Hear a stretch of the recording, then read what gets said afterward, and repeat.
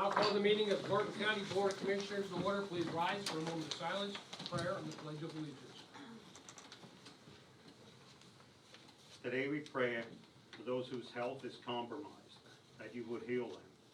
For those who have been in the path of devastation from the recent hurricane in Florida, we remember those who have lost their lives suddenly, and we hold them in our hearts and families forever, changed by grief and loss. Rest in God as the day unfolds. Amen.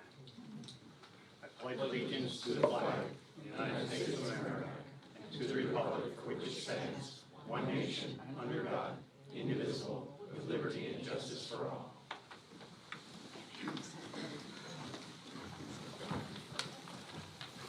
These proceedings are being recorded for the sole purpose of preparing accurate minutes. Recordings are overwritten following approval of the minutes, eliminating all unofficial records of these proceedings. The first item is the approval of the minutes for the previous meeting held August 24th, 2023. Move to approve. Second. Mr. Honor? Yes. Mr. Lukasevich? Yes. Mr. Notstein? Yes. Are there any guests concerning county business at this time? So please state your name and... Brandon Vogel, here with Safe Carbon County again. You guys remember me. Hey, just keeping you guys updated on our positions and activities and things like that.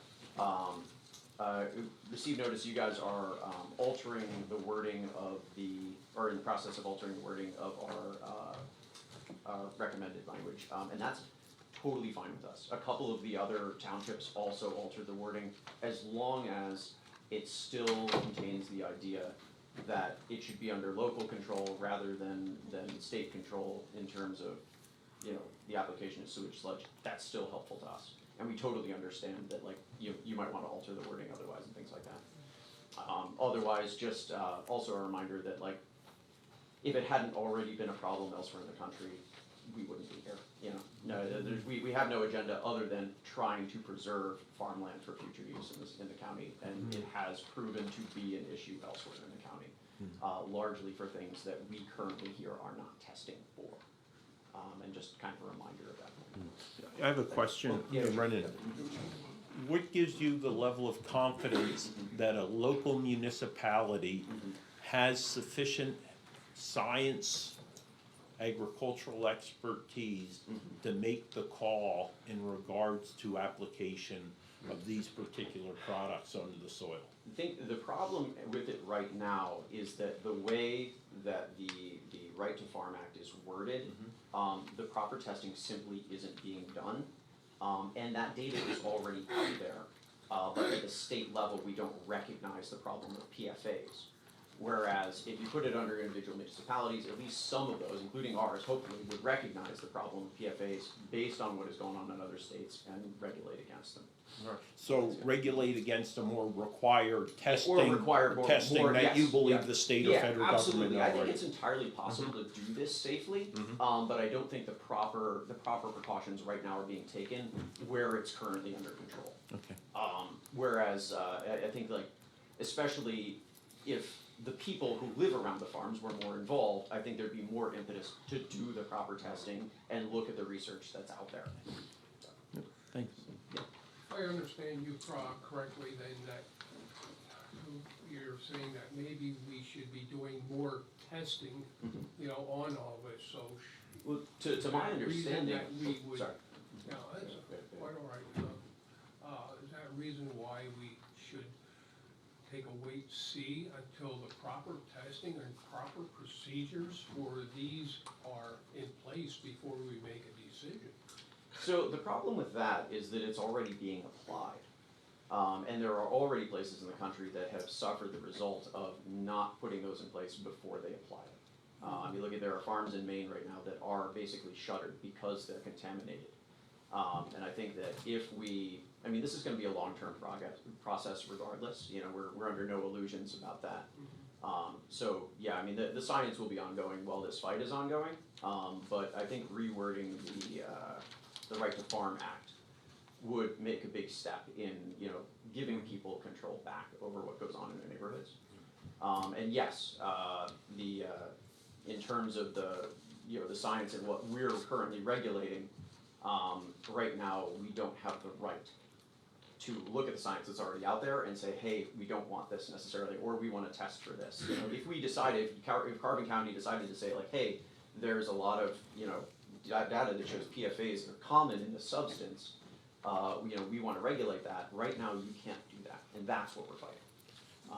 That's really what this referendum is about.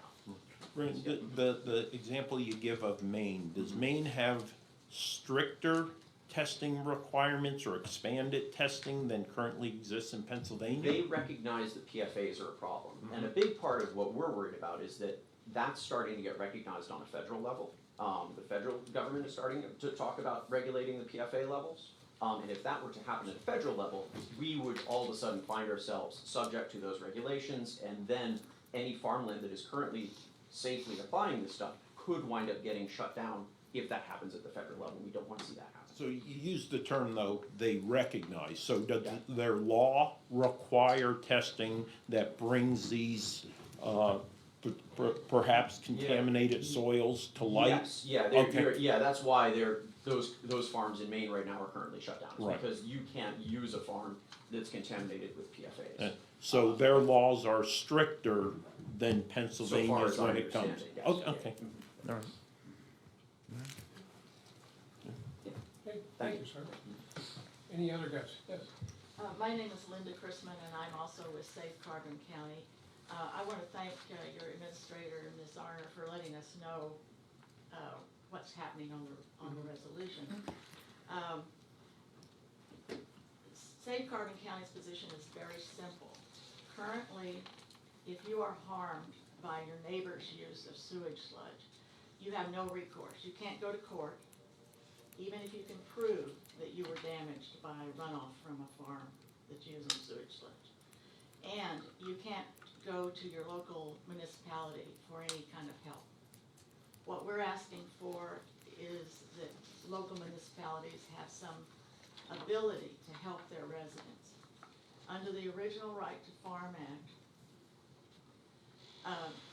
farmers were protected from lawsuits and from municipal interference if they were conducting normal farm activities, and as long as they weren't harming, threatening to pollute a well or a creek, or harming the health and welfare of residents. Under those circumstances, then the municipality could intervene. That's what we would like to see, a return to that. As far as regulations that a local municipality could impact if we had our way, what they could do is, currently under the law, you're allowed to put the sludge within 300 feet of a stream. We think that's way too small. So a municipality could say, in our township, we want it 600 feet from the stream. We want it 600 feet from a well that you could pollute. We want to say, some farms are putting it on 5 times a year. In your municipality, you could say, you're allowed to put it on 3 times a year. Those kinds of things could be enacted by a municipality. They wouldn't be banning sewage sludge, they would just be intervening on behalf of residents who are being harmed by this stuff right now. So Linda, to clarify, so right now municipalities can say, you can't have a in-ground septic within, let's say, a half a mile of a high-quality water source, yet they can't provide restrictions on the application of sludge, sewage sludge, within closer proximity than that. Municipalities right now have absolutely no say Yep. about Yep. where sewage sludge is applied. Yep. If we had our way, they would be able to do what you're suggesting, Okay. which is have some, I mean, if we can prevent sewage sludge from going into Mock Chunk Lake, why can't we prevent sewage sludge from going into a neighbor's well? Thank you. Any other guests concerning county business? I'm gonna chime in on this a little bit, or is this, I wanna continue on this a little bit. I have maybe a little bit different view of this than maybe other elected officials do, but, this is not tiptoeing through the tulips. I mean, this is where we're gonna be walking through sludge eventually. And I know the commissioners can't act on this, but I think with the overwhelming amount of communities that have signed on to this, I think it's something that the commissioners should do, because this is gonna ripple across the state and maybe something can be done about it. You know, just a couple communities here and there aren't gonna save it. And I see this all, I said, we've entered into a $10 million bond for saving water through our, you know, for what we're doing. And to me, this defeats all the purpose of what we started with. And I know it goes back to these regulations, but we questioned this in Palmerton at the old zinc company site where they filled. And now here's more fill coming from other states or other communities that are coming to Carbon County. And again, we have the DNL trail, we have the trains coming in, we got 2 brand new hospitals that are in our area that we can build off of. And are we gonna wind up having another Superfund site in 30 years from now? But, and they go back to that everything is tested and everything's fine, but people have not been taking medication like they were. They're saying they've been doing this for 50 years. People have not been taking medication, chemotherapy, all these different medications that's going into your system, that's going into the ground. And I always say, what goes in the ground that's being fed, what is that grass being fed to? And I think some of these other ones from the other states, they're finding out that it is getting into possibly the milk. And I don't need that here in Carbon County. I said, I come from a small farm in Franklin Township, and I talk to all these different farmers, and there's a couple that want it. And so we're gonna allow this, and we have to allow it because it's a state regulation. But I think if we sit here and not have a resolution, it's not gonna help the cause across the state. It's plain and simple as that. Thank you. Can I add one more thing? One more. I'm sure you love talking about sewage sludge this much, but on the 5th, we intend to go to Bethlehem City Council and ask them to stop doing business with Synagro.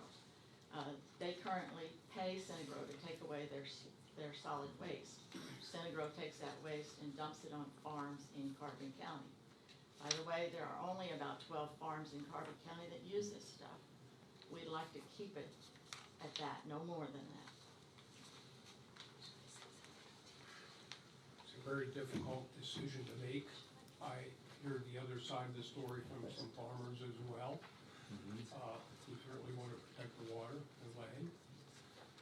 You know, a lot of you, I'm sure, have your own on-site septic systems. And where does that go? Where does that get dumped? We have a situation where your tanks are pumped, they go to a landfill, and that creates other problems. There's 2 sides of the story. So, you know, I understand Ms. Arner's position. We listened to unfortunately, Mr. Arner was not here when we did meet with a farmer to hear, you know, some of the other side of the story. So, puts us in a dilemma in the cost increases in food on different alternatives because of the synthetic fertilizers that are being used. Food costs have skyrocketed dramatically in the last couple of years.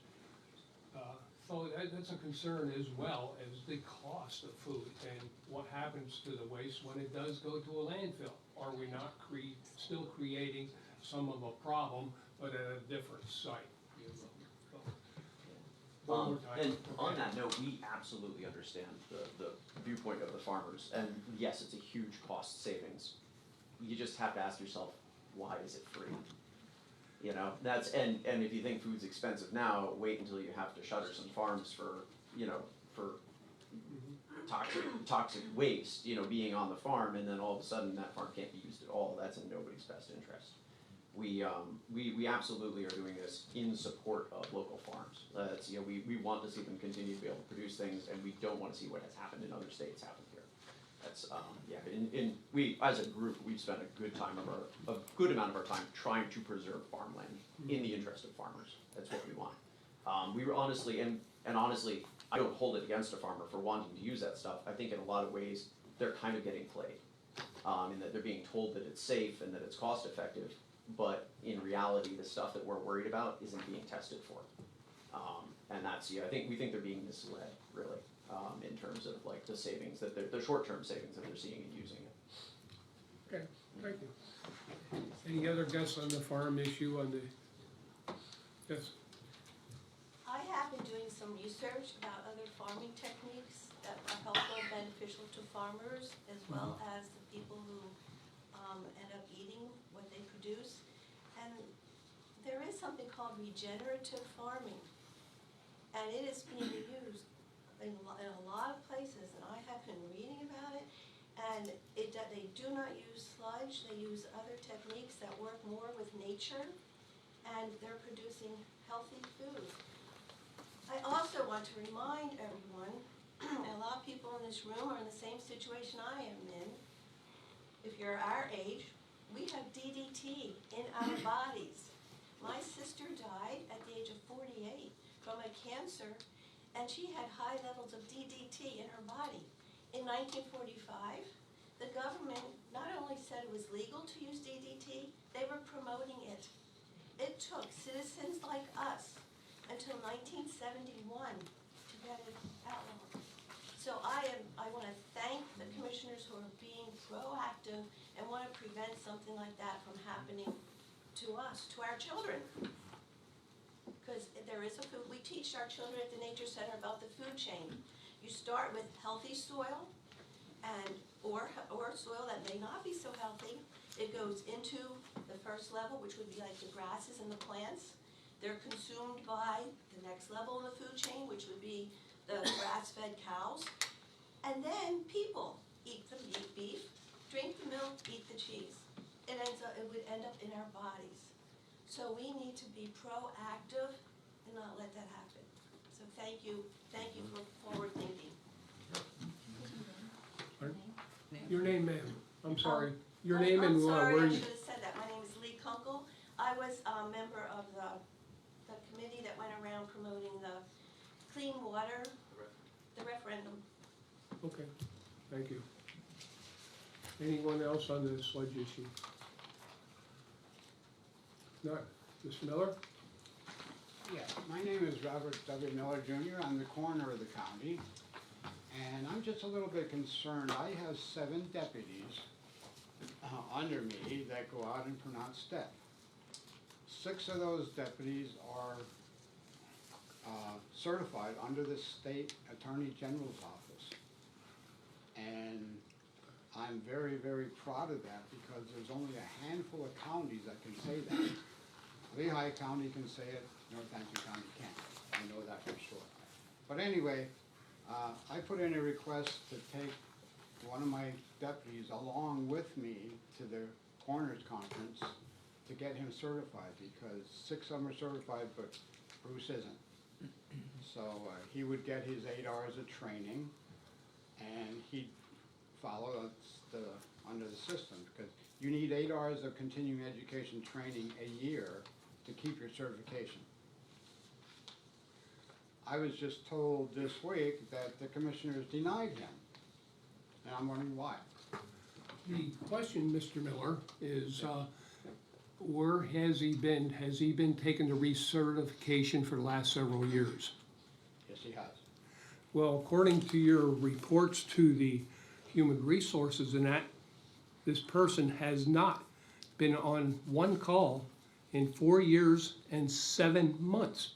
Now, don't you think that should be questioned by the commissioners if you're sending one basically county funds? I don't care if it comes from cremation fees or what, but if you are not, you have a deputy on the books for 4 years and 7 months, and that person did not respond to one call, or according to your reports, don't you think that's questionable, whether we should be sending someone like that to us, or spending money on someone?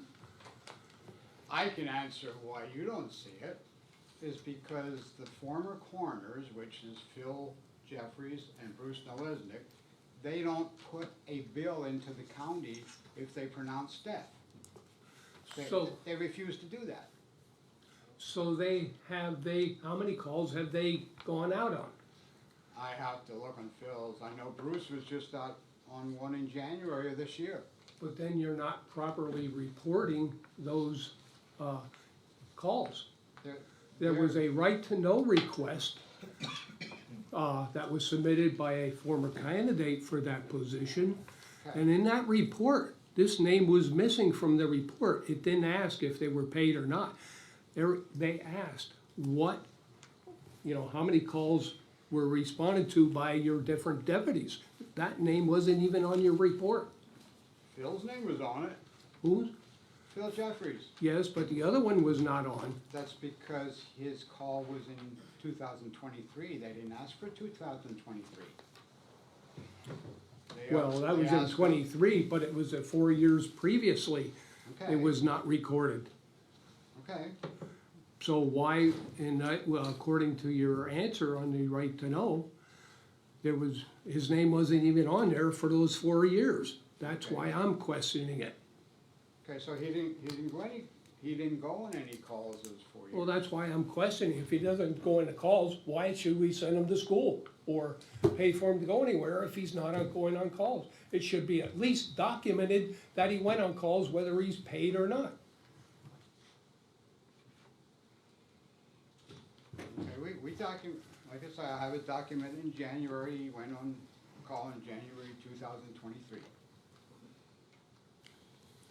Well, it's not documented in our records of HR. So Bob, to clarify, all the other deputies are certified, have met the requirements, and this is the one individual Yes. who has not met the requirement, all right? Yes. How long has he not met the requirement for? Just this year. Oh, just this year? Just this year. All right, so every other year he's had his 8 hours of mandatory training. Just so you know, it is not on the agenda for today. It will be considered, if I recall correctly, is it next week? Is that No, it correct? is actually. It is on there now? It is on this. Oh, we did put it on there, okay. It is on the agenda today, For both. and I just wanna make a comment about this. I didn't, with Bob, I mean, we did have discussion about this before, but I just wanna say, like, you're an elected official just like any elected official. And I think we don't micromanage your position, and I think after you coming in here today, and I look at it like we're looking for volunteers and staff all the time. And, this is a little bit of a different thing now. You had used him, or he was used already, and you wanna use him in the future. So I don't know what you're looking at here. We never really had a discussion until right now about this. And it looks to me like you need people.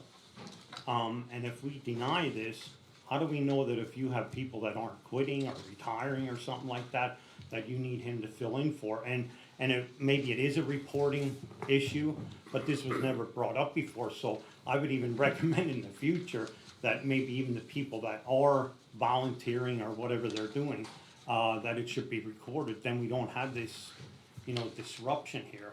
But for me, I really see no reason why to turn this down, but that'll be discussed and it is on the personnel report. Bob, is there another way that he can get his 8 hours of training without the expenditure for this particular training out in Johnstown? I think the training programs, have gone already. There's one in Schuylkill, there's a couple in Mifflintown, and Right. stuff like that. This is the Corners Conference. Right. Which is a weekly conference. Mhm. And you get eight hours a day, and he wants to go 2 days, and I go 2 days. Right. Because on the corner, I wanna go. Yeah. And so I'll get 16 hours, and he would get 16 hours. Right. But I think this is the last one Yeah. of the year. Right, because they don't do any online training, certification, continuing ed. Not- Yeah, not all right, those. all right. They're looking at it, but, Yeah. too many things that get pushed under the table, and I don't think they should be.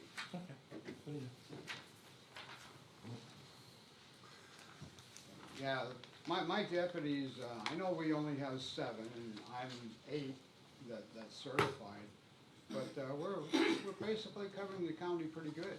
I think we are, and, locally, I think really what we have a deputy in each city. Like Nesquehoning Nesquehoning doesn't have any, but Lansford has one, Summit Hill has one, Palmerton has one, I usually cover the Heighton, so we're not on call like a lot of these other counties are. We're basically by areas.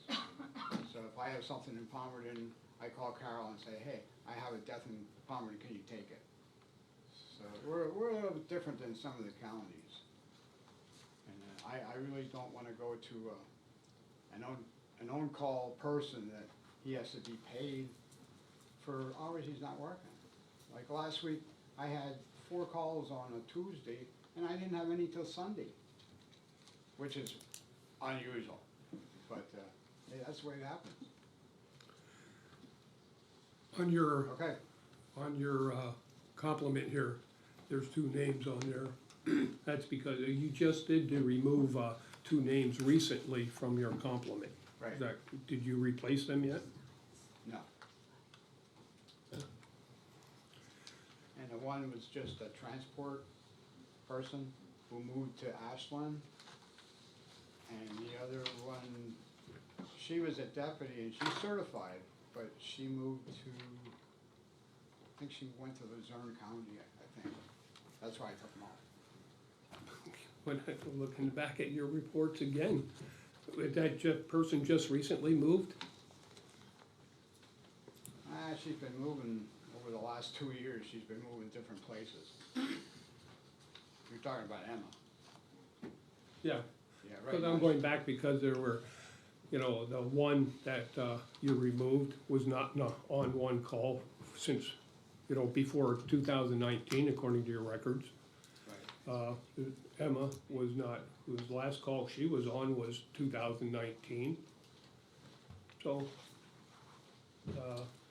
that's why I questioned it when I see these reports and there, people aren't going, but yet you had sent some of these previously to get recertified and they're not going on calls. Yeah, she's the only one that was recertified. And she was recertified many years ago. Without looking at the records, or going back that far, so.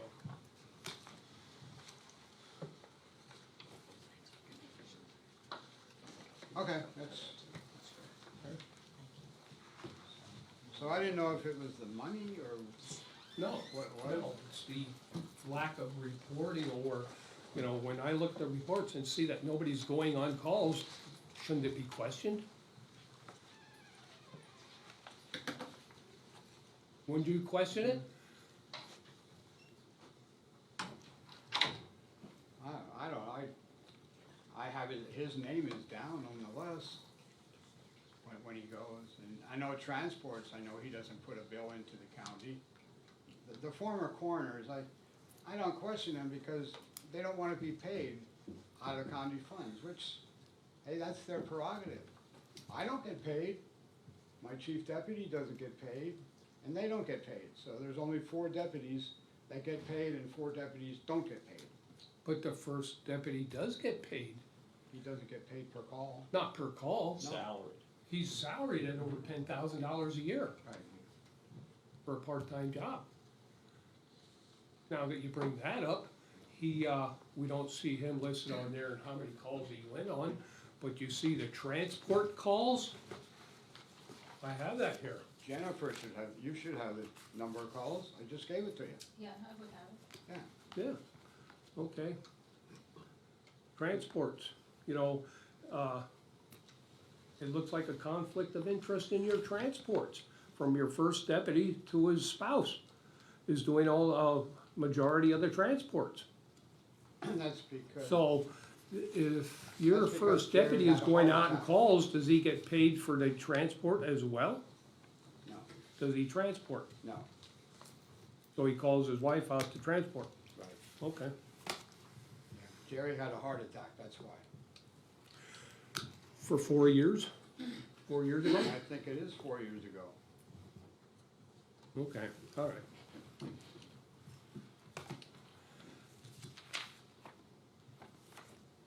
Any other guests, you finished? Done? So what do I do about Bruce?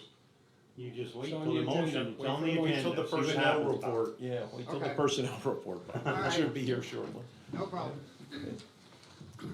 Any other guests concerning Bank County business?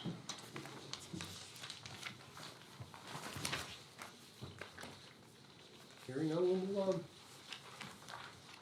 The next item is the opening of bids, Carbon County Homeless Facilities, Peaceful Nights Women's Shelter, fiscal year 2020 CDBG CV, general and electrical contracts. Mr. Binder? The Controller's office received no bids.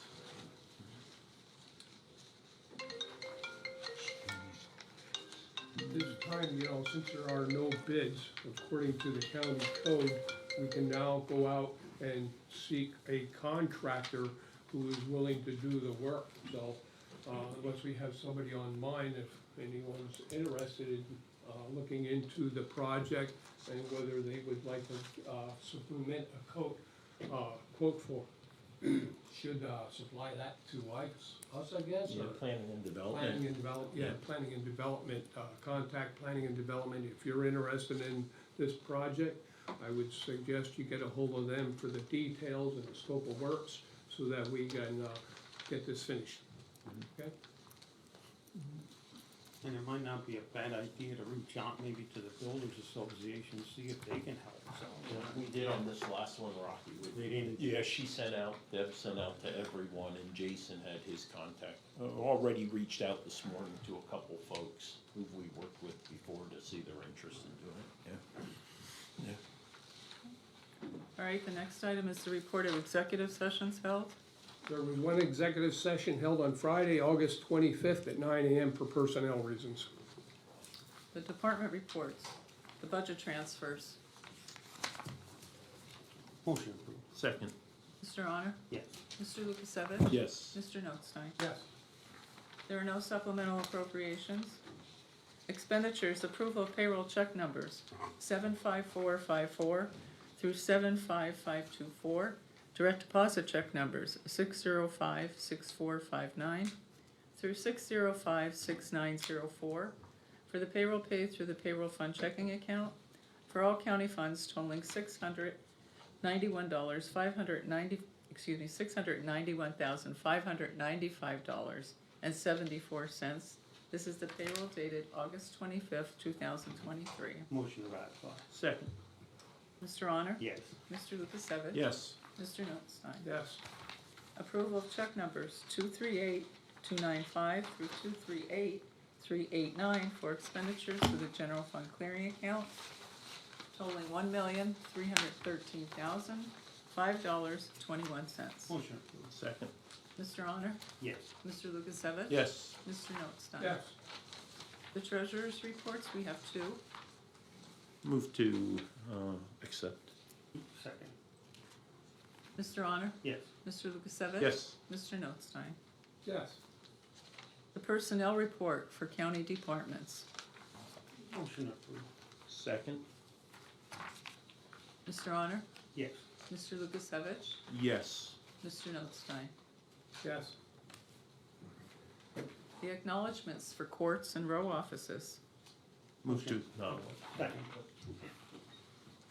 Mr. Honor? Yes. Mr. Lukasevich? Yes. Mr. Notstein? No, for the request of Bruce Lesnick on the coroner certification. There were several other reasons, which I will not go into here.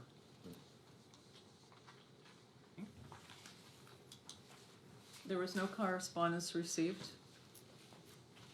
Advertising for approval. Authorize the advertisement of the invitation to bid for the Community Development Block Grant Project, Lehighton Borough Public Facilities Roof Replacement, Lehighton Senior Center, fiscal year 2019. Move to approve. Second. Mr. Honor? Yes. Mr. Lukasevich? Yes. Mr. Notstein? Yes. Communications for approval and execution. Exhibit A1 to the interoperability and site sharing agreement with the Commonwealth of Pennsylvania through the Pennsylvania State Police, Harrisburg, Pennsylvania, to facilitate the collection of emergency telecommunications equipment amongst the Commonwealth and the county owned or maintained radio towers and facilities, no cost to the county. Move to approve and execute. Second. Mr. Honor? Yes. Mr. Lukasevich? Yes. Mr. Notstein? Yes. Information technology for ratification. Acceptance of the quote received from Johnson Controls of Allentown, Pennsylvania for the Lynx Secure server rebuild at a cost of $7,200 under Pennsylvania State Contract 4400023962. Motion to ratify. Second. Mr. Honor? Yes. Mr. Lukasevich? Yes. Mr. Notstein? Yes. Lanta MATP Program for approval and execution. The service agreement between the county and Lanta for transportation services provided under the Medical Assistance Transportation Program for the period of July 1, 2023 through June 30th, 2024 at the trip rate cost of $113.45. Motion approved. Second. Mr. Honor? Yes. Mr. Lukasevich? Yes. Mr. Notstein? Yes. Planning and Development for approval and execution. Change order number 1, extending the completion date to the contract with Barker and Barker Paving Incorporated of Bethlehem, Pennsylvania for Palmerton Borough street improvements, fiscal year 2019-2020, Railroad Alley, due to concrete availability and easement issues. The new contract deadline will be December 18th, 2023. Move to approve and execute. Second. Mr. Honor? Yes. Mr. Lukasevich? Yes. Mr. Notstein? Yes. The Solicitor's Report? Thank you. The county received a banner request seeking a motion for approval and execution of the banner request from Family Promise of Carbon County for the Family Fun Festival taking place September 9, 2023, from 9 a.m. to 1 p.m. The banner to be displayed September 1st through September 9th of 2023. Move to approve and execute. Mr. Honor? Yes. Mr. Lukasevich? Yes. Mr. Notstein? Yes. And motion to adopt Proclamation 9 of 2023, acknowledging International Overdose Awareness Day, August 31st, 2023. Motion adopted. Second. Mr. Honor? Yes. Mr. Lukasevich? Yes. Mr. Notstein? Yes. And would you like me to read that into the record? Yes. Okay. You can. I will. Whereas International Overdose Day is recognized globally to raise awareness about risks of overdosing, honor the individuals whose lives have been lost from overdosing, and acknowledge the grief felt by the families, friends, and communities. And whereas Overdose Awareness Day aims to publicly challenge the stigma associated with substance use disorders and overdosing. And whereas thus far we have had 15 deaths resulting from drug overdose in Carbon County this year. And whereas every person deserves our best efforts to prevent injury and death from overdose, and it is imperative to support overdose prevention policies and projects and to help make sure everyone understands overdose is a social issue which impacts victims' families, friends, and communities. Now, therefore, be it resolved that Carbon County Board of Commissioners does hereby proclaim Thursday, August 31, 2023 as Overdose Awareness Day in Carbon County. Signed this 31st day of August 2023 by the Carbon County Board of Commissioners. Next is likewise a motion to adopt Proclamation 10 of 2023 for adoption of the proclamation acknowledging the month of September as Prostate Cancer Awareness Month. Move to adopt. Second. Mr. Honor? Yes. Mr. Lukasevich? Yes. Mr. Notstein? Yes. And with your permission, I'll read that into the record. Whereas prostate cancer is the most commonly diagnosed non-skin cancer and the second leading cause of cancer deaths in men, wherein 1 in every 41 men will die from the disease. And whereas prostate cancer will be diagnosed in 1 out of every 8 men, generally occurring in older men, with approximately 6 out of every 10 men being 65 or older, with African American men having a higher rate of diagnosis than any other. And whereas prostate cancer usually does not exhibit symptoms in the early stages, necessitating the need for proactive screening tests to detect this disease before it advances. And whereas all men are at risk for prostate cancer, and we are encouraging all men of the county to increase their awareness of this disease and the benefits and importance of early screening for prostate cancer.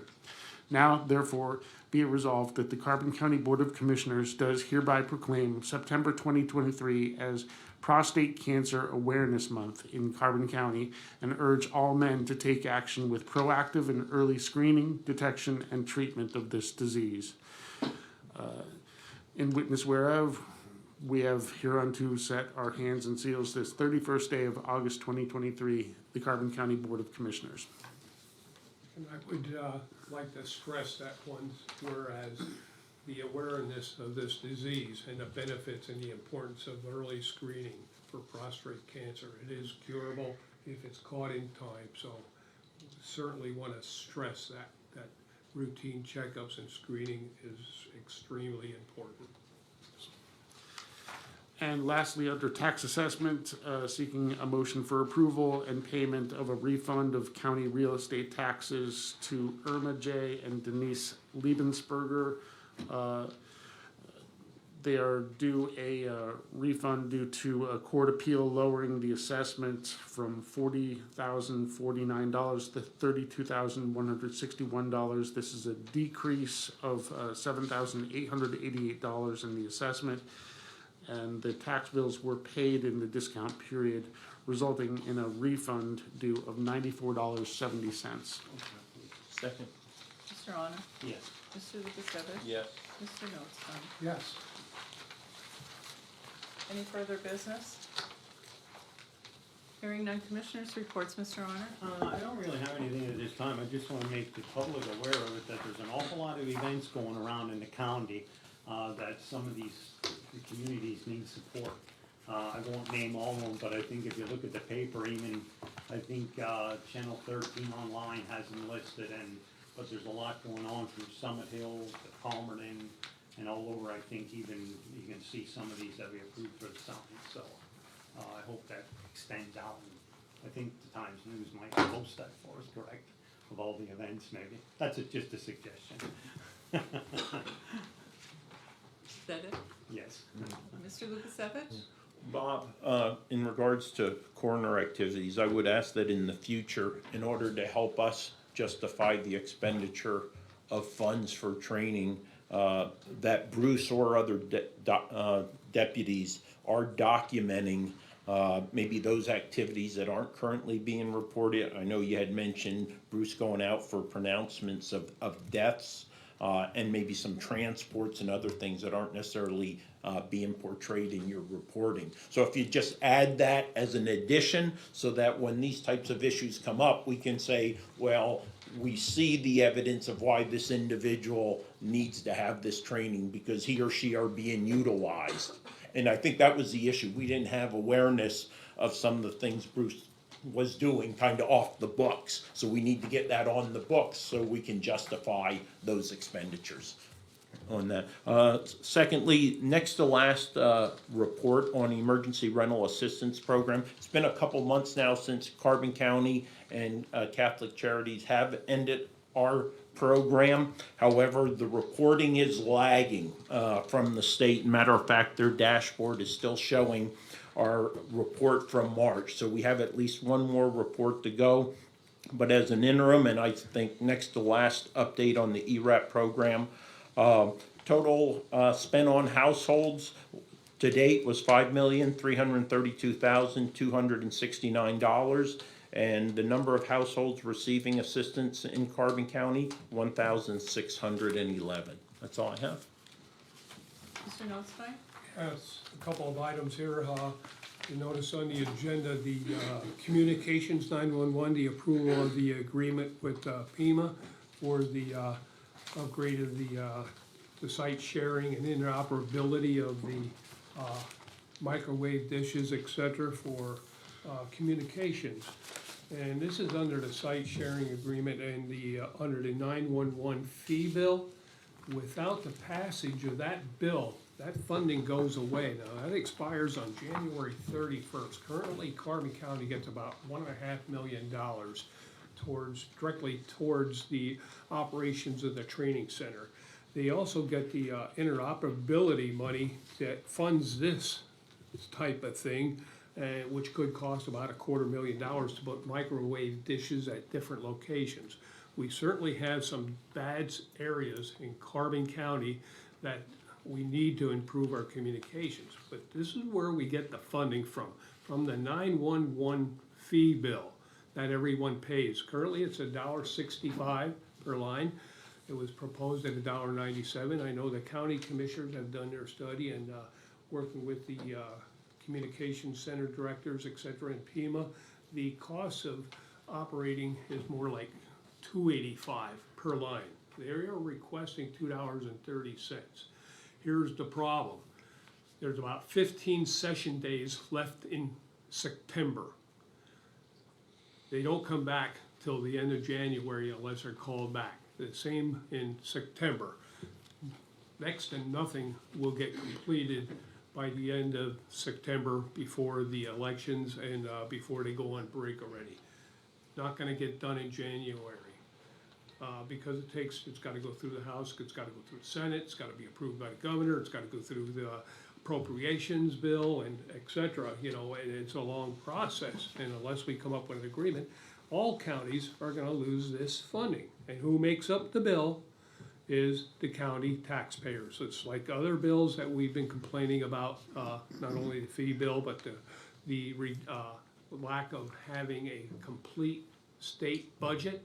We lose that approximately $14,000 in revenue in the recorder deeds office.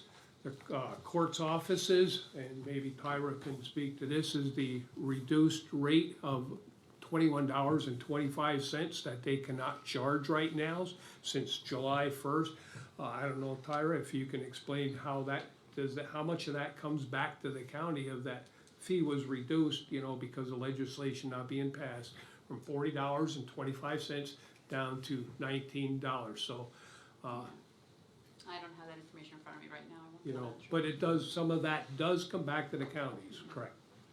And likewise in Patonetari's office, I don't know what other offices are affected. But these are the things that affect our county budget, because things don't get done in Harrisburg. And we need to, we just got a video this morning from CCAP on what happens when we don't have the 911 fee bills. We don't upgrade equipment, helps with our salaries. Next gen 911. Now, when we have a call, I don't have my phone with me, but dispatcher can now, if you have an active shooter incident, there's something going on in the school, you can take that cell phone. Communication center can do a one-way. If they're given a link, they can watch what is occurring in a school or active shooter or any other type of circumstances that the police should be aware of. They can give them a visual update through their cell phones, one way, so that the perpetrators or whatever else is going on in that facility will not see it unless the communications center allows it to. So it's a lot of things going on. It's a lot of high tech. I can't keep up with it myself, but these fees are extremely important. What happens if nobody's there to take the call? I think we should personally have more people on staff. We're short-staffed at times because, you know, we talked about it before, I've talked about it before. It doesn't take much to overwhelm a communication center. If you have a major fire, you have a major, in one end of the county, you could have some kind of police incident going on in another area, and maybe 6 dispatchers aren't enough. And a lot of times we're down to 2 people during the night, and in hazardous weather conditions. So it's, you know, extremely important that our legislators get off their butt and get back in session and pass some of these bills that really affect the counties. So that's my pitch on that. My other notes here. The other thing I wanted to bring up is the elected officials day we're putting on at the training center. What we plan on doing, and I think the media got a copy of this as well, we're trying to educate our local elected officials, supervisors, township supervisors, borough councils, managers, mayors, candidates that are running for office on their duties, responsibilities, and what we have here in the county. At this point in time, we just met again the other night. what we plan on doing, you'll be able to, those that have never been in the comm center can take a tour. We'll have our communications, mobile communications, bus on scene and, to tour that. We're looking at active shooter scenarios where the police are gonna put on a demonstration. You'll be able to observe from the catwalk, and they're working with EMS and setting up an extraction of possibly wounded people and extracting them from a building. You'll be able to participate if you want in other areas of scenarios. We're hoping to be able to do a little bit of a live fire, at least get them outside of the room in the burn tower. Let them put on some gear, put an air pack on, learn what it's like to pull a hose line or hook up to a hydrant or flow water, nozzle reactions. We're looking at several different possible scenarios at this time, trying to narrow it down, which we feel are the most important, that the elected officials are aware of the training. Because, and I think I mentioned it last week, and I just can't, express how gratitude of the police officers, how they have gotten involved in the last year in the training. In 2 days last week, 14th and 15th, they had 17 police officers from throughout the county with 9 instructors doing the active shooter training. Because we all know if that happens in a school district, 17 officers is not enough. We need every person we can get to help eliminate the problems as they arise. So responses have been slow so far. I'm hoping in the next week we get a better response of people that are really out there that care and want to know what's going on in, by their emergency services. Not only fire, it's police, EMS, emergency management, and the police as well in getting involved. So come out, see what's going on, and learn a little bit about what the training that all these people are going through. So they put in hours and hours of time. I think you can spend maybe 3 hours in your, taken out of your busy schedule to see what they really do and what the amount of training that they are involved in. And so far, we're well over 500, maybe over 600 people now that have gone through that training center, documented, names. And that's, courses might be as little as 2 hours a day, but it could be 8 hours a day and several days. Some of the courses are, 40 and 60 hours long. So that's my pitch. If you need any more information, get a hold of me. So, okay, that's all I have for the day. Okay, meeting adjourned. Amy, you wanna go first? Sure, good morning. With regards to the sludge resolutions, you guys have a timeline on when you're expecting that to go for vote? No, I don't. May I have copies of the proclamations for today? And with the fact that you got no bidders for the Peaceful Night Swimming Shelter, now you're able to ask anybody, what happens if you get nobody by the time the deadline hits? And we only have a month to get this done, to be honest. I mean, it doesn't get done. That's the reality. It won't get done. You guys would have to give the money back then? Right, yeah. So it's extremely important, and I asked the news media to stress that today, that we lose that funding and upgrading the homeless shelter there. I don't know how many residents they have right now. I don't know if you Yeah, I know don't know. Chris offhand, but, and it varies, it goes up and down, depending on whether to a winter month's coming. Certainly it's gonna be more, but hopefully there's contractors out there that are interested. Get a hold of our planning office and, get the details, and we'll need a quote ASAP to get under contract and get the job done. We're running out of time. Now, I know you have a bidder for the plumbing contract, where, that is kind of in limbo then, until you get everything? Well, it is because like the plumbing has to be framed for like for a shower and things Okay. like that, and then there might have to be electric run to it for lights. So all 3 of them have to go together. If you don't get 3 of them, that's, I don't know if it's like, maybe it's one of those things, the plumber, maybe if he has friends that work with him that are electricians or framers, that they could get together and give us a reasonable bid, and it could wind up that we'd actually even have to look at the bids also. I mean, you could, if this is a $40,000 job, it can't be $1.5 million, dollars, you know what I mean? It has to be within reason to do it, but it's a shame that we can't find somebody. Now, you put it out to bid, you didn't get anybody, what makes you guys hopeful that you'll get somebody now? Well, I think we're gonna actually expand our reach, and initially, the Planning and Develop reached out to the normal contacts. Carbon Builders Association reached out to their contact. In the initial bids, we didn't necessarily make a focused effort to push outside of Carbon County. We want to provide that opportunity to county businesses. But we've already have started talking, for example, to Boyle Construction this morning. Was a lot of contacts in the Lehigh Valley to see if they can look into potential companies that might wanna do the work. I think a lot of it is too, the bidding process is not always the easiest for these small contractors to come out and give a good proposal, or, they lack that expertise still, unfortunately. I wish I don't know if there's any way we could set up training for a bidding process and how to properly submit bids. And you see, even the big contractors that we get sometimes, they make mistakes and then we have to throw the bids out and they're just little tiny errors. And that's the stuff that really hurts the bidding process, and without the proper bidders, we don't get competitive prices as well. Some people are afraid to bid because of that reason. Well, I'll never get the contract, so they don't even apply, or don't even, so a lot of little reasons, I think. And interesting, I had a call this morning from Aggie about the individual who had been doing some work down at the shelter. And, well, why did you not bid? They said, one, they didn't have the 10% they had, that had to be set aside. Again, small business there. And secondly, they actually had an expectation that a lot of people were gonna bid, so they didn't have a chance.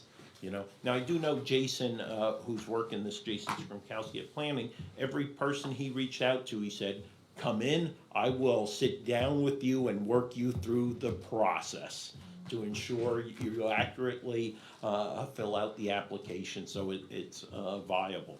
But unfortunately, I just, no interest in it. And then just one confirmation, so the project has to be completed or just started by September 29th? It has to be completed, Okay, Yeah. okay, thank you, that's all I have then, gentlemen. What work are you looking to have done, and where is it being done at for this project? Down on First Street in Lehighton at Peaceful Nights. Peaceful Nights. Basically, just down a building or two from where their existing men's shelter is, but this is the one that is focused on single homeless women. And what's the work you're looking for these people to do? Plumbing, electrical, and general contracting, framing primarily. And where did the money come from that you would be losing? CDBG COVID money that was provided. And then I have a question, or just talk about it being, why did you decide to make today International Overdose Awareness Day?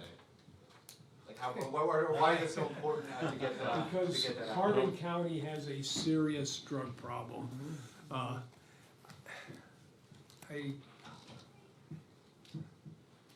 train of thought here, but our caseloads, as we pointed out earlier, because of where we're located in Carbon County, the Interstate 80s, the traffic stops on Interstate 80, they get pulled over. We're like the epicenter for the drug issue or drug problems. It's in all our schools, some worse than others, and we're losing far too many people, but our caseload is so high, and we just need to keep plugging along. We just got the statistics lately from our drug and alcohol, and comparing Carbon with Monroe and Pike counties, and ours are certainly above average for those particular counties and the overdose deaths and stuff. So, yeah, it's extremely important that we make that more awareness, and we are looking into advertising through the opioid settlement funds on doing more advertising in Carbon, Monroe, Pike in a joint effort. And instead of duplicating the same commercials and everything, we'll get more bang for our bucks with what we're committing to funding for those projects. And we committed $200,000 on advertising billboards. Where the concentration, and I do believe will be on some of billboards, but in schools in particular, and doctors' offices, et cetera, and where we need to get the word out and educate the people on drug overdoses, and that help is out there and where to go to get that help. Okay, Where are some of the places that people couldn't get or go to get help? where are they? Yeah. There's the hotlines, phone hotlines, I don't have that offhand. Through the hospitals, they have they go to the hospital with drug overdoses, the EMS, they're always transporting for drug overdoses. I don't know how many calls, I haven't been tracking it like I used to, the amount of calls, through the comm center. But those are the people we need to, educate, going to doctor offices and the hospitals in particular, and getting that information out and making sure they're given that information to where to go for helping. And then lastly, just September National Prostate Awareness Month, to talk about how important that is to get that kind of out there.